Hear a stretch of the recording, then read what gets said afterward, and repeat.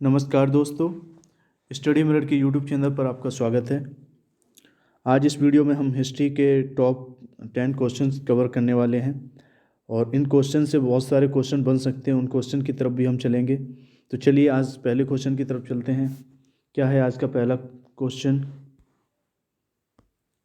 Question पूछा गया है कि चीनी यात्री फाहान किस गुप्त शासक के शासनकाल के दौरान भारत आया था? तो फाहान आया था चंद्रगुप्त द्वितीय के शासनकाल में। और जो फाहियान था वो एक चीनी भिक्षु यात्री लेखक एवं अनुवादक था। तो फाहियान चीनी भिक्षु यात्री लेखक और अनुवादक थे और इनका ये जो लक्ष्य था वो बौद्ध धर्म को एकत्रित करके चीन में ले जाना था। और ये बौद्ध अनुयायी थे क्योंकि बौद्ध धर्म पर ये रिसर्च कर रहे थे और यहाँ पर बौद्ध धर्म से जुड़े सारे साक्ष्य एकत्रित करके ये चीन ले जाने वाले थे। और फाहान की यात्रा के समय की बात करें तो गुप्त राजवंश उस वक्त थे। चंद्रगुप्त का काल था, गुप्त राजवंश था और चंद्रगुप्त उस वक्त राजा थे। उनके कार्यकाल में फाहान भारत में आए यात्रा पर। तो आपको याद रखना है, चीनी यात्री फाहान चंद्रगुप्त द्वितीय के शासनकाल में भारत आया था। ठीक है। अगला क्वेश्चन है, कवि कालिदास किसके राजकवि थे? तो पूछा गया है कि कवि कालिदास किसके राजकवि थे। तो ये चंद्रगुप्त द्वितीय के थे। और साथ ही आपको बता दें, चंद्रगुप्त द्वितीय को विक्रमादित्य के नाम से भी जाना जाता था। विक्रमादित्य, चंद्रगुप्त द्वितीय को विक्रमादित्य के नाम से भी जाना जाता था। और ये कालिदास की बात करें तो विक्रमादित्य के दरबार में ये नवरत्नों में से एक थे। विक्रमादित्य चंद्रगुप्त द्वितीय की बात कर रहे हैं हम, इनके दरबार में ये नवरत्नों में से एक थे। और ये एक संस्कृत भाषा के महान कवि और नाटककार थे। हम कालिदास जी की बात कर रहे हैं। कालिदास जी संस्कृत भाषा के महान कवि और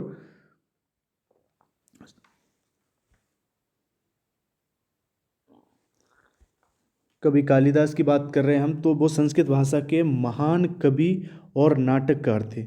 और ये विक्रमादित्य के शासनकाल में उनके नवरत्नों में शामिल थे। और साथ ही कालिदास जी के बारे में कहा जाता है कि वे प्रारंभ जीवन में अनपढ़ और मूर्ख थे। तो इस तरह की व्यथाएं भी हैं उनको लेकर। तो आपको याद रखना है, कालिदास चंद्रगुप्त द्वितीय जिन्हें विक्रमादित्य के नाम से जाना जाता है, उनके दरबार में ये राजकवि थे। साथ ही कालिदास जी की रचनाएं आपको याद होनी चाहिए। रचनाएं पूछी जा सकती हैं। रचनाएं, नाटक की बात करें तो अभिज्ञान शाकुंतलम,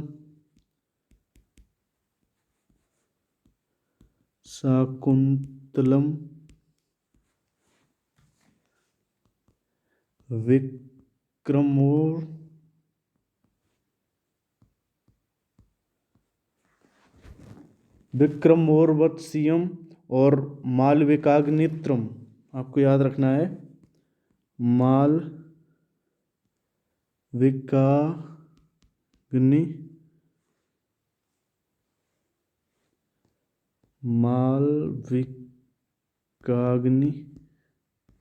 मित्रम।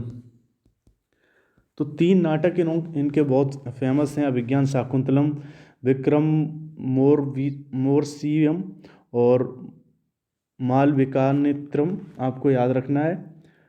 और साथ ही महाकाव्य की बात करें तो दो महाकाव्य बहुत इनके लोकप्रिय हैं, रघुवंशम एवं कुमार संभवम। रघुवंशम एवं कुमार संभवम दो महाकाव्य हैं। साथ ही इनके दो जो खंड काव्य भी हैं वो भी आपको याद रखना है, इनसे क्वेश्चन पूछे जाते हैं। दो खंड काव्य कौन से हैं? मेघदूतम एवं ऋतुसंहार।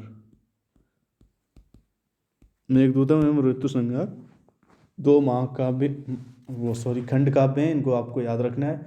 रचनाओं की बात की हमने तो नाटक अभिज्ञान शाकुंतलम, विक्रम मोर्वशीयम, मालविकाग्निमित्रम आपको याद रखना है, ये तीन नाटक। महाकाव्य की बात करें तो रघुवंशम और कुमार संभवम। खंड काव्य की बात करें तो मेघदूतम और ऋतुसंहार इनकी मुख्य रचनाओं में शामिल हैं। चलते हैं अगले क्वेश्चन की तरफ। पूछा गया है कि भारतीय नेपोलियन की उपाधि किसे दी गई थी?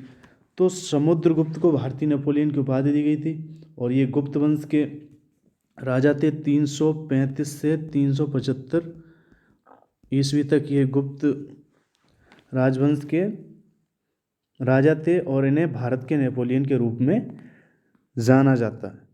समुद्रगुप्त की बात कर रहे हैं हम।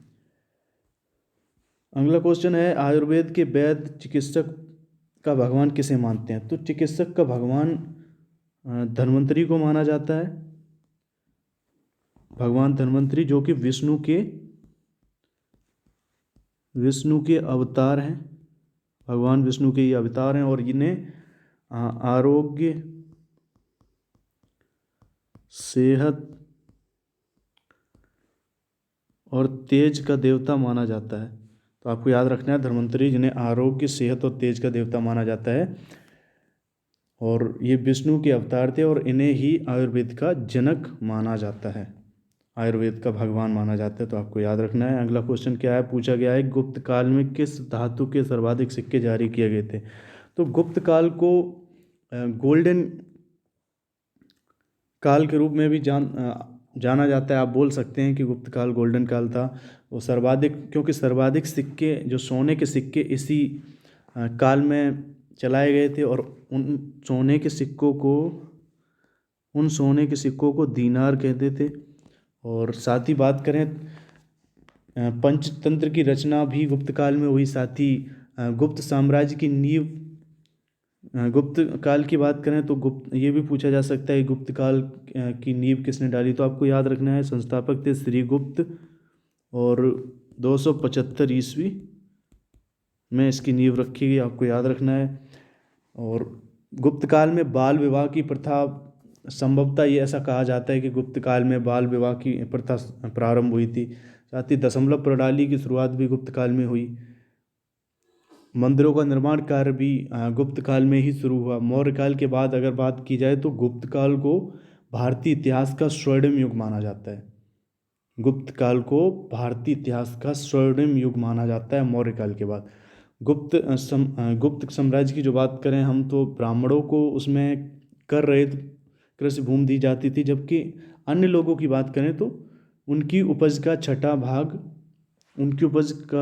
भाग भूमि राजस्व के रूप में राजा को देना होता था। और गुप्त राजवंश की बात करें तो ये अपने साम्राज्यवाद के लिए काफ़ी फेमस था। और इसी राजवंश की बात करें हम, गुप्त राजवंश की, तो गुप्त काल में ही महान खगोलीय विज्ञान और गणितज्ञ आर्यभट्ट तथा वराहमिहिर गुप्त काल से, ये दोनों लोग गुप्त काल से ही संबंधित थे। आर्यभट्ट और वराहमिहिर की बात कर रहे हैं हम, ये गुप्त काल से ही संबंधित थे। और आयुर्विज्ञान की बात करें तो उनसे संबंधी रचना करने वाले जो आयुर्विज्ञानी थे सुश्रुत, तो आपको याद रखना है सुश्रुत, इनका संबंध भी गुप्त काल से था। साथ ही खगोल विज्ञान की बात करें तो भारतीय महाग्रंथ पंच सिद्धांतिका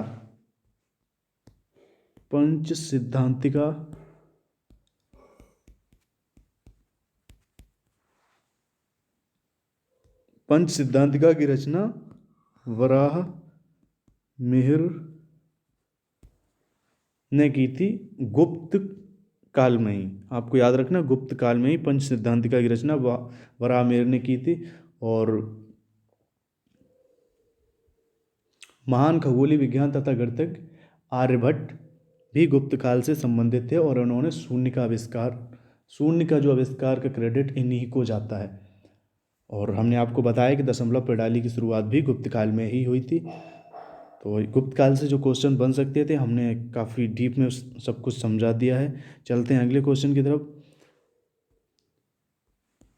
अगला क्वेश्चन पूछा गया है कि गुप्त शासन के दौरान निम्नलिखित में से ऐसा व्यक्ति कौन था जो एक महान खगोल विज्ञानी तथा गणितज्ञ था।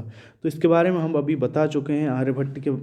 आर्यभट्ट जी की बात कर रहे थे हम कि ये एक गुप्त काल में महान खगोल विज्ञानी तथा गणितज्ञ थे, क्योंकि इन्होंने शून्य का आविष्कार किया और इसका क्रेडिट इनको ही जाता है। हालांकि इस पर अपवाद भी हैं इन शून्य के आविष्कार को लेकर, लेकिन सही मायने में जो शून्य का क्रेडिट है वो आर्यभट्ट जी को ही जाता है। तो आपको याद रखना है, गुप्त शासन के दौरान निम्नलिखित में से ऐसा व्यक्ति कौन था जो एक महान खगोल विज्ञानी तथा गणितज्ञ था। तो आर्यभट्ट आपको याद रखना है। अगला क्वेश्चन है, निम्नलिखित में से कौन सा बीसी का सही संक्षेप है। तो बीसी का सही संक्षेप है बिफोर क्राइस्ट। तो आपको हिंदी में लिख के बता दें, ईसा पूर्व।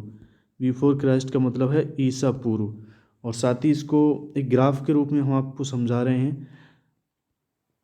तो ये जो पॉइंट है यहाँ पर जीसस का बोर्न हुआ,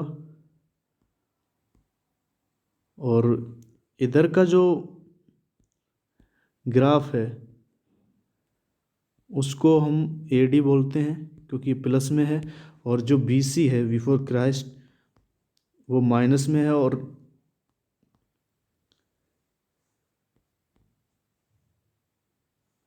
तो जो बीसी का अर्थ है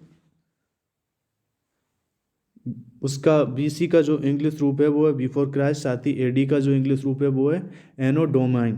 तो आपको याद रखना है बीसी बिफोर क्राइस्ट, एडी एनो डोमाइन। और साथ ही अगर बात करें बीसी की तो ये ईसा मसीहा के जन्म के पहले का समय है, और एडी है ईसा मसीहा के जन्म के बाद का समय। तो आपको याद रखना है, कंफ्यूज नहीं होना है। इस एडी और बीसी में पूछा गया था कि बीसी का सही संक्षेप क्या है। तो बिफोर क्राइस्ट आपको याद रखना है, और एडी का पूछा जाए तो एनो डोमाइन आपको याद रखना है। अगले क्वेश्चन की तरफ चलें तो पूछा गया है कि विक्रम संवत की शुरुआत कब हुई थी। तो विक्रम संवत की शुरुआत हुई थी 57 ईसा पूर्व, और चैत्र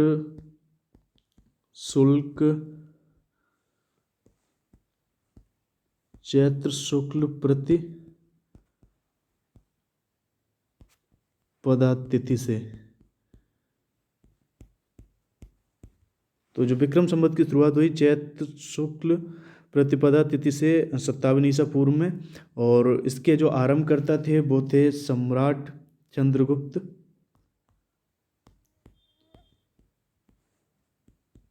विक्रमादित्य।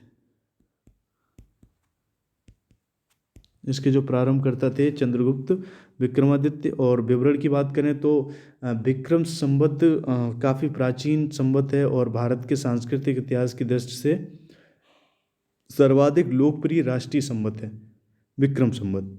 और जो पूछा गया है कि इसकी शुरुआत कब हुई, तो आपको याद रखना है 57 ईसा पूर्व, और आरंभकर्ता चंद्रगुप्त विक्रमादित्य थे। चलते हैं अगले क्वेश्चन की तरफ। अगला क्वेश्चन पूछा गया है कि कुतुबुद्दीन ऐबक ने गुलाम वंश की स्थापना की थी। तो ये पूछा है कब की थी, तो आपको याद रखना है 1206 में। और जो गुलाम वंश का संस्थापक कुतुबुद्दीन ऐबक थे, और 1206 से लेकर 1210 तक इसका शासनकाल रहा। और दिल्ली सल्तनत का पहला शासक एवं गुलाम वंश का संस्थापक कुतुबुद्दीन ऐबक आपको याद रखना है। और ये मोहम्मद गौरी का एक गुलाम था, मोहम्मद गौरी का एक सैन्य गुलाम था कुतुबुद्दीन ऐबक। और इससे पहले गौरी साम्राज्य के सुल्तान मोहम्मद गौरी के सैन्य अभियानों का सहायक बना, उसके बाद ये दिल्ली का शासक बना। इसके बाद इसने गुलाम वंश की स्थापना की 1206 से 1210 तक इसका शासनकाल रहा, आपको याद रखना है। और साथ ही कुतुबुद्दीन ऐबक ने अपनी राजधानी बनाई थी लाहौर में। और कुतुब मीनार का निर्माण भी कुतुब मीनार का निर्माण भी इन्होंने ही करवाया था। और इसका जो पूरा काम है उसे इल्तुतमिश ने पूरा कराया था। तो आपको याद रखना है इल्तुतमिश ने कुतुब मीनार का पूरा काम पूरा करवाया था, और कुतुब मीनार की नींव कुतुबुद्दीन ऐबक ने रखी थी, और जो इल्तुतमिश है वो कुतुबुद्दीन ऐबक के दामाद था। ठीक है, आपको याद रखना है, कुतुबुद्दीन ऐबक का दामाद था इल्तुतमिश, जिसने कुतुब मीनार का निर्माण कार्य पूरा करवाया। अगला क्वेश्चन है शक संवत की शुरुआत कब हुई थी? तो शक संवत 78 ईस्वी में इसकी शुरुआत हुई, और ये भारत का राष्ट्रीय कैलेंडर है। शक संवत भारत का राष्ट्रीय कैलेंडर है, और शुरुआत 78 ईस्वी में हुई इसकी। और ये भारत का एक प्राचीन संवत है, आपको याद रखना है। भारत का राष्ट्रीय पंचांग भी इसे बोलते हैं, राष्ट्रीय पंचांग शक संवत ही है, आपको याद रखना है। और इसे जो शुरू किया था कुषाण वंशी राजा कनिष्क ने। कुषाण वंशी राजा कनिष्क ने इसे 78 ईस्वी में शुरू किया था, तो आपको याद रखना है शक संवत 78 ईस्वी में शुरू हुआ, और ये भारत का राष्ट्रीय कैलेंडर है, राष्ट्रीय पंचांग इसे बोला जाता है। और इसकी शुरुआत कनिष्क ने की थी, कुषाण वंशी राजा कनिष्क ने इसकी शुरुआत 78 ईस्वी में की थी। तो दोस्तों आज के लिए इतना ही। अगर क्वेश्चन पसंद आए तो आप वीडियो को लाइक कीजिए, इसी तरह के और क्वेश्चन पाने के लिए चैनल को सब्सक्राइब कीजिए। मिलते हैं अगले लेसन में। Thank you so much.